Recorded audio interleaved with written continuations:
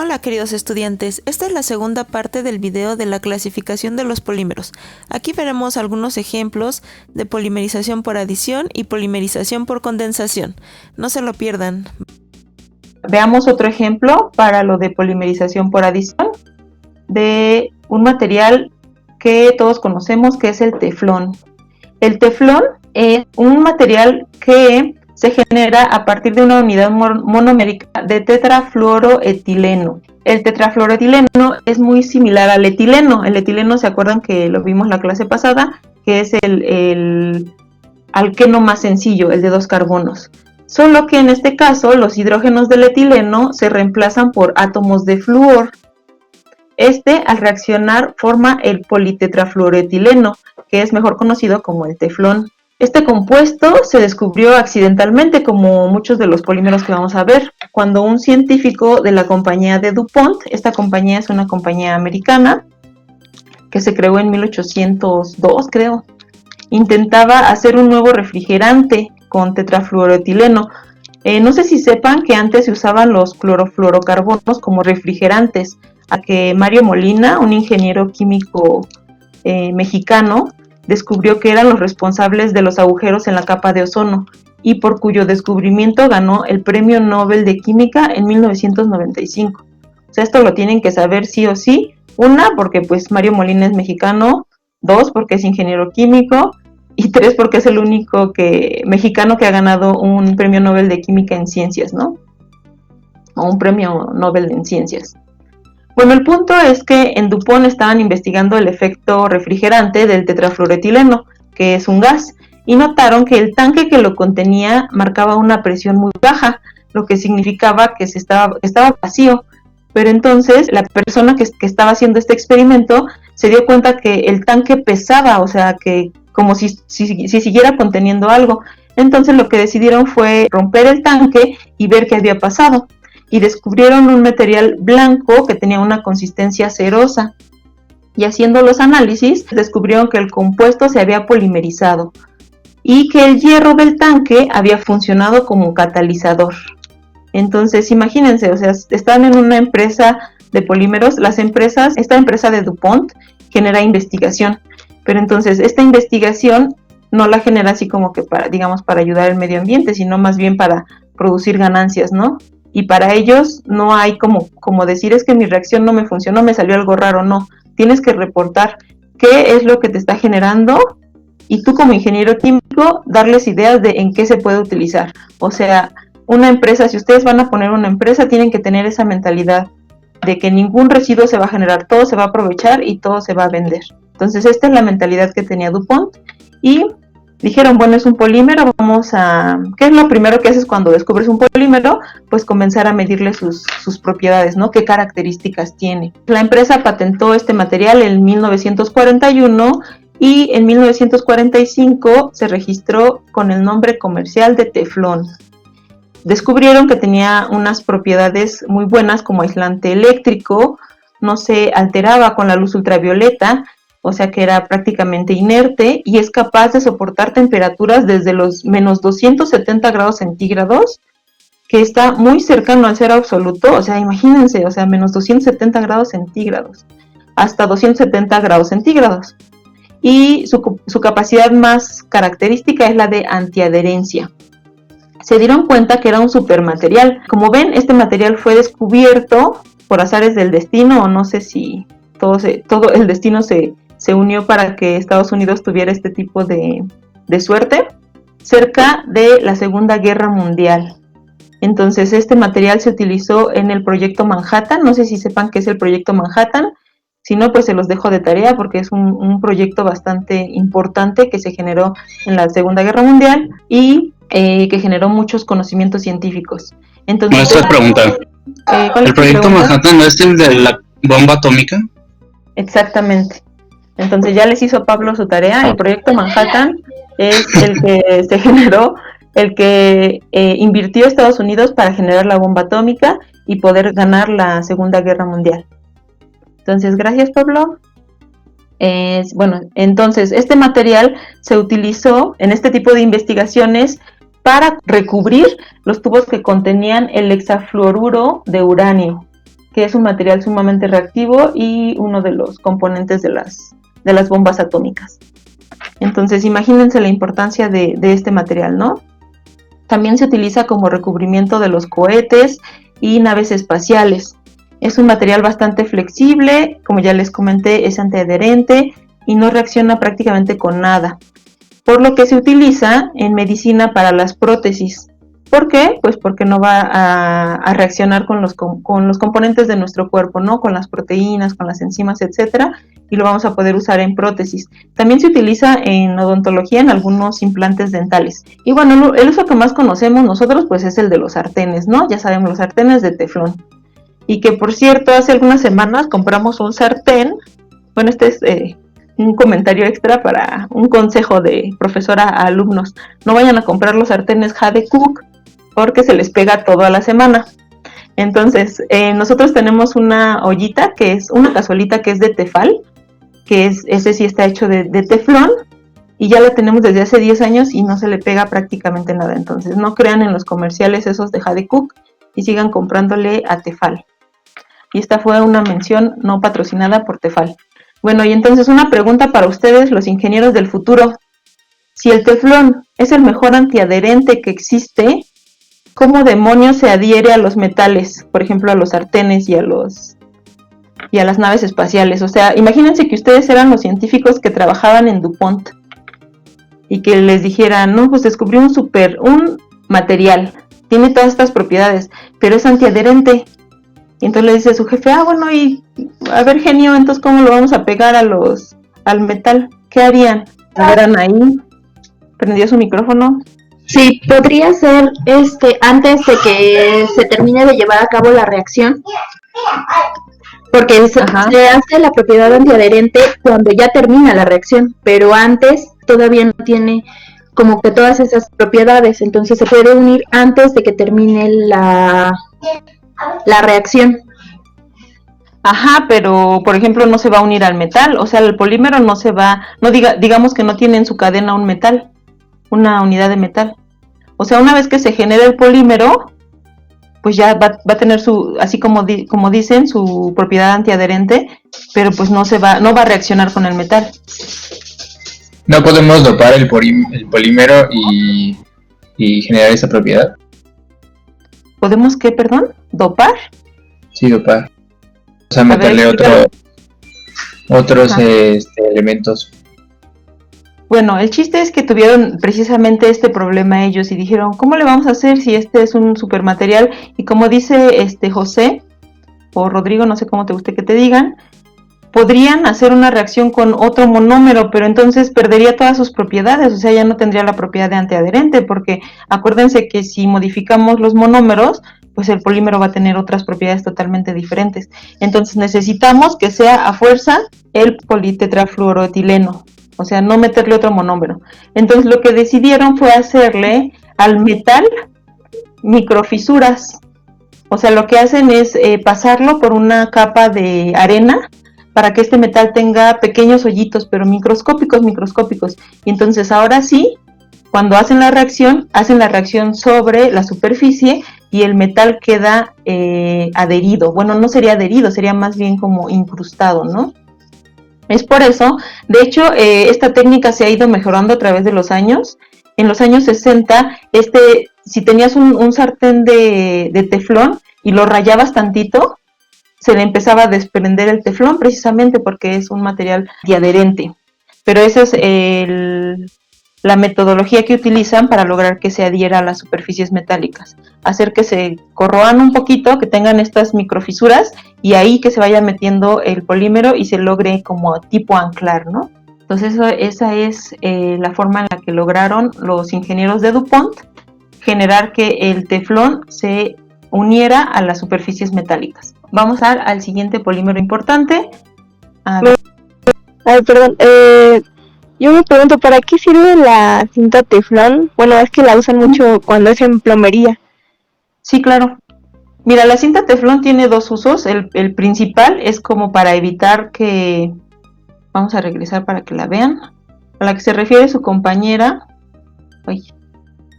es a esta cinta que tenemos aquí, no sé si la hayan visto, se utiliza principalmente en fontanería para ponerlo entre las uniones de los tubos, también la usamos en la ingeniería para hacer las uniones de las tuberías. ¿Por qué? Porque tiene dos características principales, una que es bastante flexible y va a lograr que la unión entre los tubos sea que no contenga ninguna fisura, o sea que no haya ¿cómo se dirá? Fugas. Y la otra es que precisamente se aprovecha la cualidad que tiene el teflón de soportar muy bajas temperaturas o muy altas temperaturas, por lo que en esta tubería van a poder recircular ya sea, por ejemplo, el vapor, cuando se necesita hacer la calefacción por vapor, o los refrigerantes cuando se trabaja con freón o con refrigerantes por debajo de los 0 grados centígrados, ¿no? Entonces, para esto es que sirven estas cintas de teflón. Yo, Miss. ¿Qué pasó, Kelly? Es que me surgió una duda. ¿Cómo hacen que se enlacen para formar el compuesto? O sea, había escuchado que por medio del radical libre, o sea, ajá, eso permitía que si continuara el enlace, bueno, o sea, pues ajá, sí. Mira, como ajá, y tengo duda en cómo hacen para que termine, o sea, cómo hacen que el radical libre deje de ser un radical libre para que se termine la estructura. Pues se une, por ejemplo, si fuera por radical libre, necesitas iniciarlo con un radical libre, ¿no? Que, por ejemplo, se puede iniciar con luz ultravioleta. Entonces, la luz ultravioleta lo que hace es que rompe o divide este enlace doble en un radical.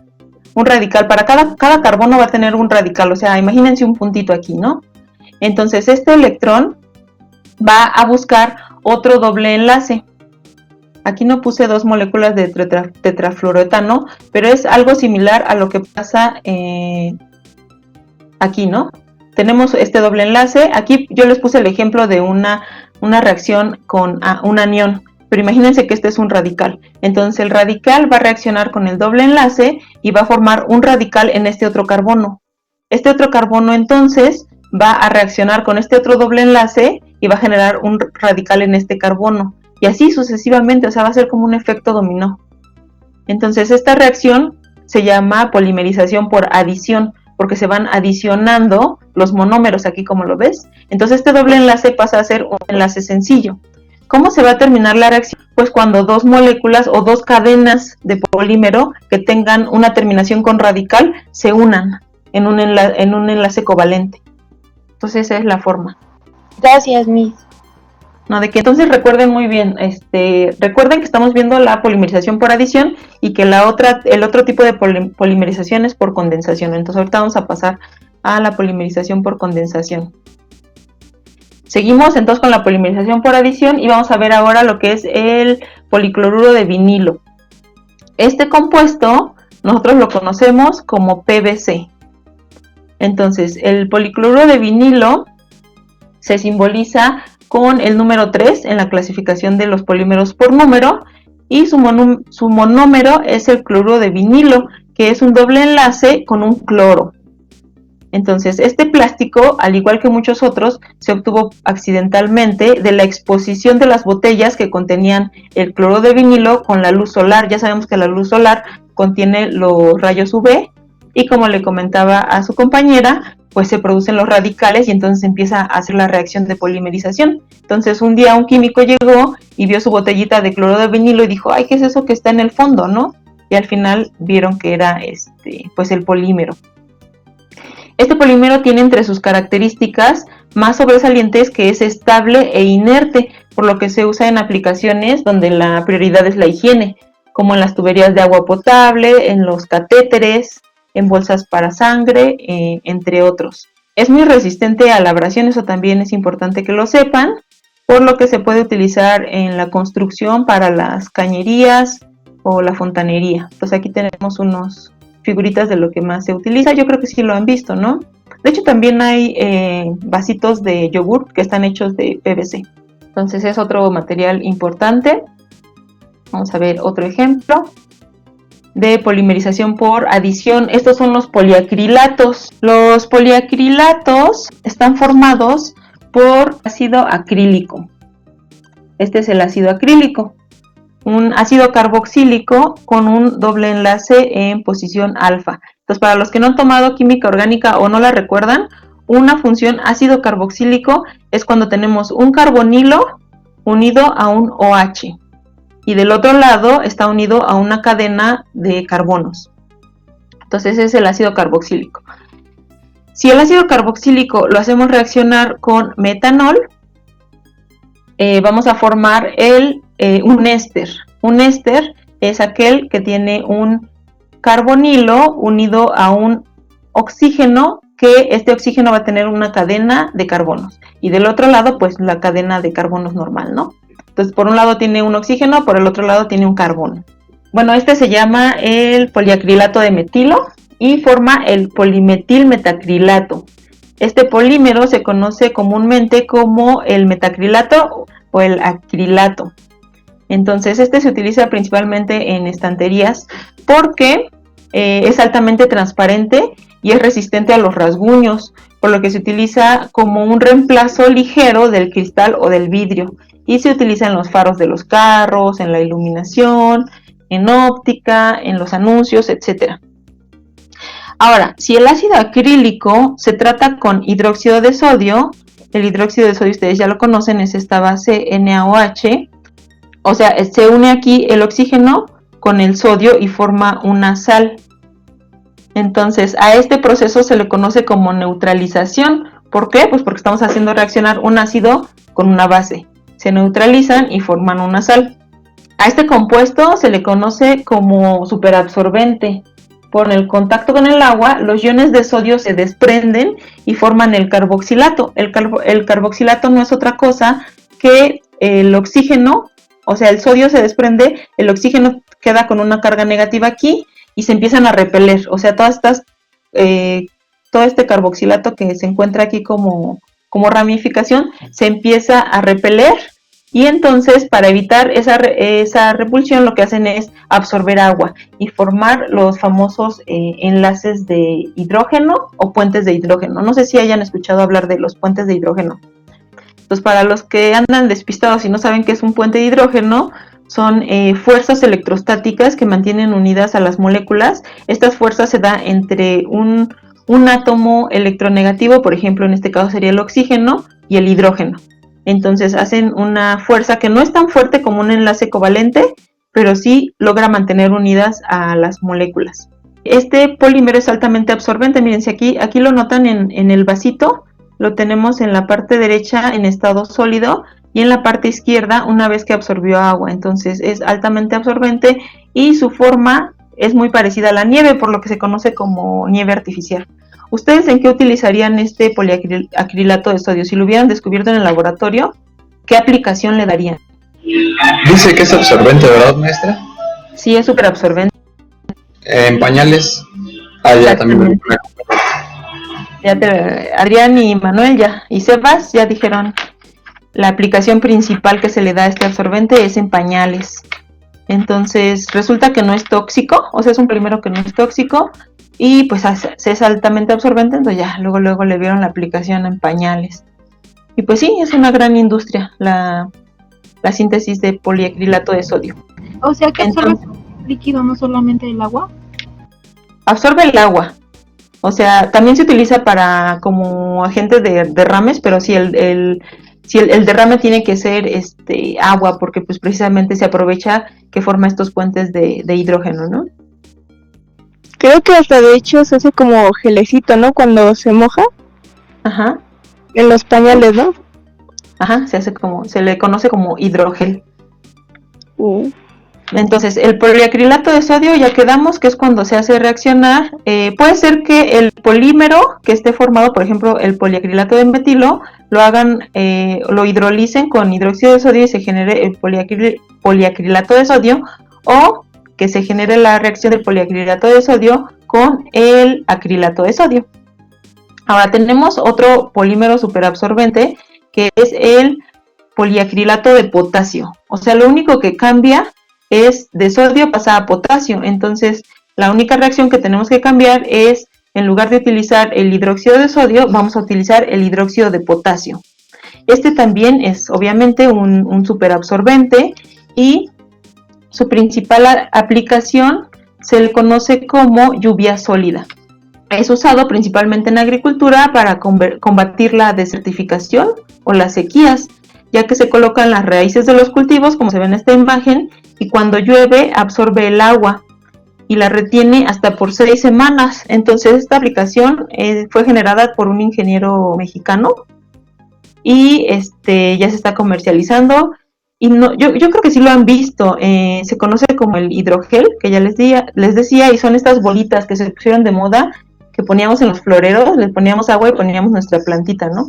Entonces, tanto el poliacrilato de sodio como el poliacrilato de potasio pueden absorber su peso, bueno, el agua 300 veces de su peso. Ahora que les pregunte a su mamá por qué las bolitas de hidrogel absorben el agua, ya le van a poder dar una explicación química, ¿no? Entonces, no sé si tengan alguna duda de este material. Y si no, pasemos al siguiente.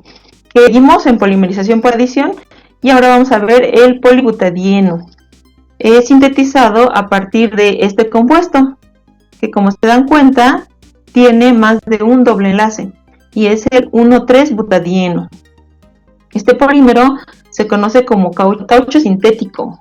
Tiene propiedades elásticas y cuando reacciona el 1,3-butadieno, el polímero quedará con un doble enlace, porque miren, si se dan cuenta, si fuera el iniciador un anión, o sea, con una carga negativa o un radical, va a atacar al doble enlace, este doble enlace migra hacia este enlace sencillo, y este doble enlace de esta otra esquina es el que pasa sus electrones al carbono, que está terminal, y es el que va a formar la siguiente unión con otro monómero, y así sucesivamente van a estar migrando los dobles enlaces. Entonces al final los polímeros van a quedar con un doble enlace nada más. El 1,3-butadieno puede dar 3 diferentes tipos de enlaces de acuerdo al rearreglo que quede este enlace una vez que esté en el polímero. El primero que les muestro aquí es el cis. A ver, de aquellos que ya tomaron química orgánica, ¿a qué se refiere con un arreglo cis? ¿Alguien me puede decir? ¿Algún valiente? Pues a la orientación de los heteroátomos, ¿no? Por ejemplo, en el primero, ¿qué significa que sea cis? La orientación cis. Sí es la orientación, pero ¿qué significa? Pues o que los hidrógenos están en el mismo lado o que los heteroátomos están en el mismo lado, ¿no? Exactamente. Cis significa, como lo vemos aquí en este polímero, que los hidrógenos están del mismo lado, o más bien las cadenas de carbono se encuentran del mismo lado. ¿Ok? Entonces eso significa una conformación cis.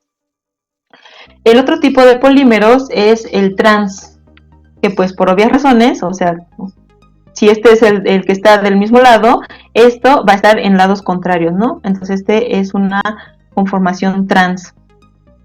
Y el otro tipo de polímero que se forma es aquel en el que el doble enlace queda como una cadena ramificada, que es el tipo vinilo. Este tipo de polimerización del butadieno pueden generar una mezcla de estos 3 tipos de polímeros. Y el que más nos interesa es el que contiene una mayor cantidad de polímero cis, y de hecho se conoce como alto cis. Entonces este doble enlace lo que le va a dar es esta elasticidad. Por eso se utiliza como caucho, se utiliza en las llantas, porque lo podemos deformar, pero va a regresar a su estado original. Entonces es altamente elástico. Se utiliza tanto en las llantas como en las bolitas de golf. Adentro tienen este polímero también. El otro polímero que se llama alto trans, que sería cuando la mayor cantidad de polímero es cuando se encuentra en su forma trans, no es tan utilizado porque se genera un polímero altamente cristalino y quebradizo, y hasta el momento no se le ha encontrado una buena aplicación comercial. Por lo que, pues, para generar el polímero que tenga un contenido alto de una conformación cis. Se necesitan catalizadores. Esto es muy importante que se lo aprendan.